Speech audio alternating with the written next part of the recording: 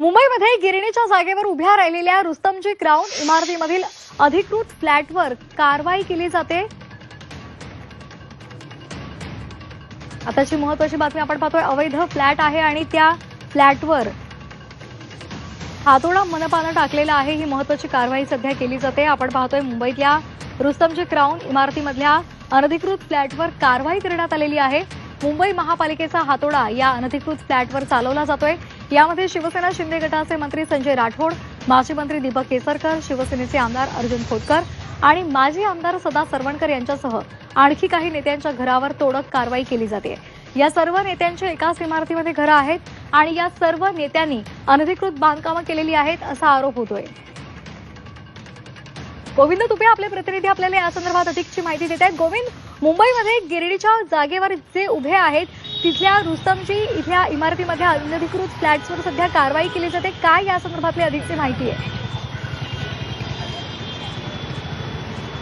नक्कीच ज्या इमारतीच्या फ्लॅटमध्ये कारवाई सुरू आहे, आपण जर माझ्या पाठीमागच्या साईडला बघत असाल तर हा जो उंच टोलेजंग टॉवर दिसतो आहे तो रुस्तमजी क्राउन नावाचा टॉवर आहे। क्राउन मिल जी होती या ठिकाणी, जी क्राउन गिरणी होती त्या गिरणीच्या जागेवर हा टॉवर उभा करण्यात आलेला आहे आणि या टॉवरमध्ये जवळपास 63 मजली 65 मजली इमारती आहेत आणि खास करून राजकीय नेत्यांच्या आमदारांच्या यामध्ये घरं असल्याचं पाहायला मिळतंय। आणि त्यातली सगळ्यात महत्वाची गोष्ट म्हणजे याच राजकीय नेत्यांनी आमदारांनी अनधिकृतपणे बांधकामं केलेली आहेत। जो मोकळा स्पेस आहे तो या ठिकाणी आत घेतलेला आहे, त्याचबरोबर डगची जागा आत घेतलेली आहे आणि या सगळ्यांवर आज तोडक कारवाई सुरू झालेली आहे। आरटीआय कार्यकर्ते संतोष दौंडकर यांच्या तक्रारीनंतर ही सगळी कारवाई सुरू झालेली आहे। 128 फ्लॅटना ह्या सगळ्या तोडक कारवाई संदर्भातल्या नोटिसा दिलेल्या आहेत। आपण संतोष दौंडकर आहेत आपल्यासोबत, त्यांच्याशी बोलणार आहोत की आज ही कारवाई सुरू आहे तुमच्या तक्रारीनंतर। नक्की काय झालंय, काय केलं होतं त्यांनी?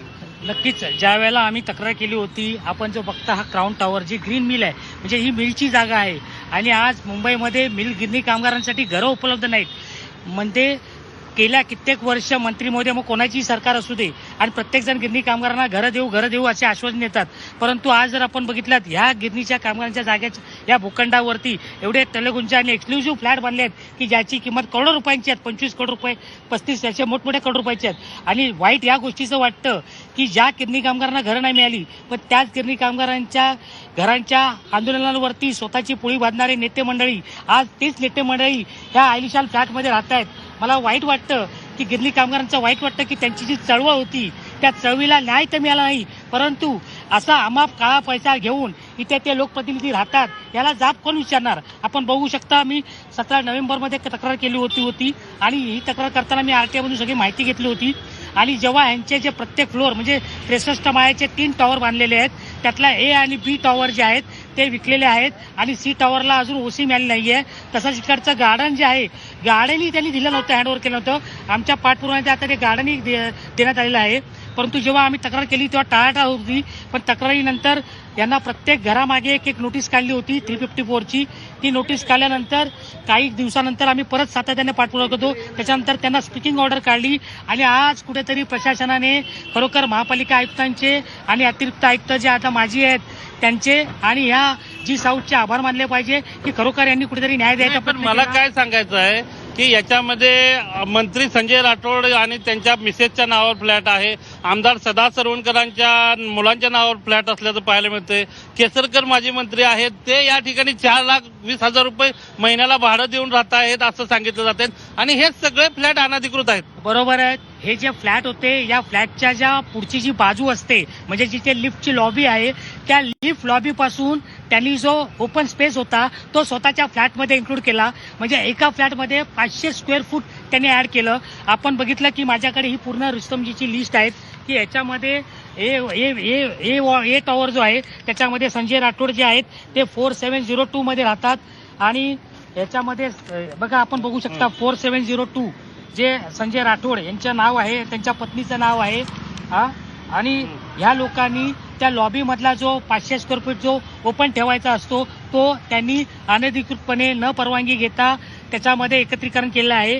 तसंच आपण बघू शकता सदा सरवणकर जे समाधान सरवणकर जे आहेत जे 63 माळ्यावर राहत आहेत आणि त्यांनी सुद्धा याचप्रमाणे म्हणजे अखंड पूर्ण ही जी पूर्ण बिल्डिंग आहेत त्या बिल्डिंगने लॉबीमधले जो ओपन स्पेस असतो प्रत्येक फ्लोअरचा तो एक इन्क्लूड करून घेतलेला आहे.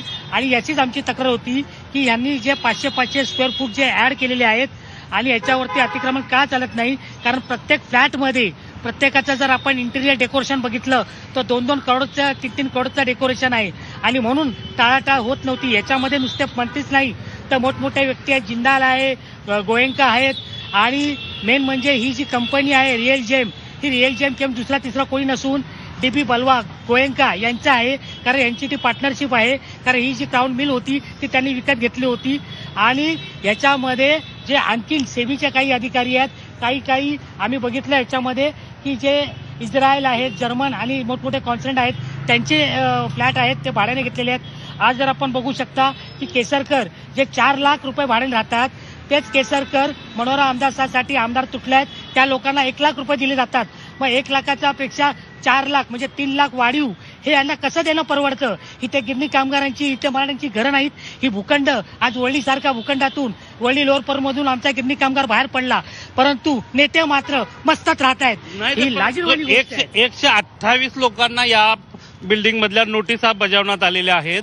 तुमच्या तक्रारीमध्ये असं म्हटलंय की 250 कोटी रुपयांचा घोटाळा झालेला आहे. नक्कीच. 250 कोटी रुपये नेमके कशामध्ये हे गेले? नक्कीच आम्ही जी तक्रार दिली आहे त्याच्यामध्ये आपण मेन्शनच केलं आहे की हे जे काही प्रत्येक मजल्यावरचे 500 म्हणजे जवळजवळ 1,500 ते 2,000 पर्यंत प्रत्येक फ्लोर वाईज त्यांनी जे इन्क्लूड केले आहेत त्याची जर या रेडी लेकरच्या हिशोबाने जर भाव काढला तर आज त्या 250 कोटीच्या वर चालले आहेत. आणि म्हणून आम्ही याच्यात म्हटलं होतं की जी साऊथ जो फक्त 50 मीटरच्या अंतरावर आहे, म्हणजे 50 मीटरच्या अंतरावर महापालिकेचं ऑफिस असताना आणि तिथे DO बसलेले असताना सुद्धा इथे अनधिकृत कामं झाली, हे विशेष आहे. आणि म्हणून आमच्या ज्या तक्रारीमध्ये आम्ही सगळं रेडी लेकर वगैरे हे कसे जोडले जातात, कसा भाव झाला जातो आणि त्याचं मूल्यांकन कितीपर्यंत जातं हे सगळं आम्ही नमूद केलं आहे.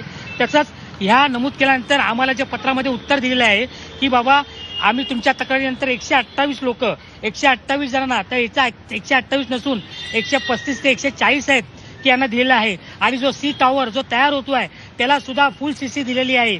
परंतु आमचं हेच म्हणणं होतं की गिरणी कामगारांना घरं मिळाली का नाही मिळाली, म्हाडाच्या जागा दिली का नाही दिली, म्हणजे सुप्रीम कोर्टची जी ऑर्डर होती ती फॉलोअप केली का, ती केली नाहीये. म्हणजे याची सखोल चौकशी होता नव्हता. हा EOW कडे ह्याचा गुन्हा दाखल झाला पाहिजे. कारण ह्याच्यामध्ये मोठे मोठे लोक आहेत.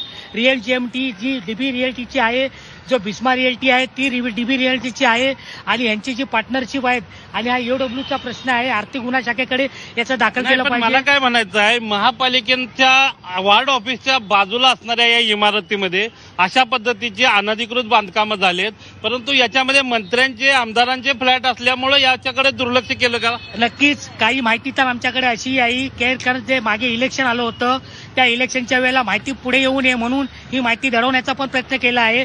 परंतु ते सगळे कागदपत्र, अभिलेख हे सगळं पाहून बघावं लागेल.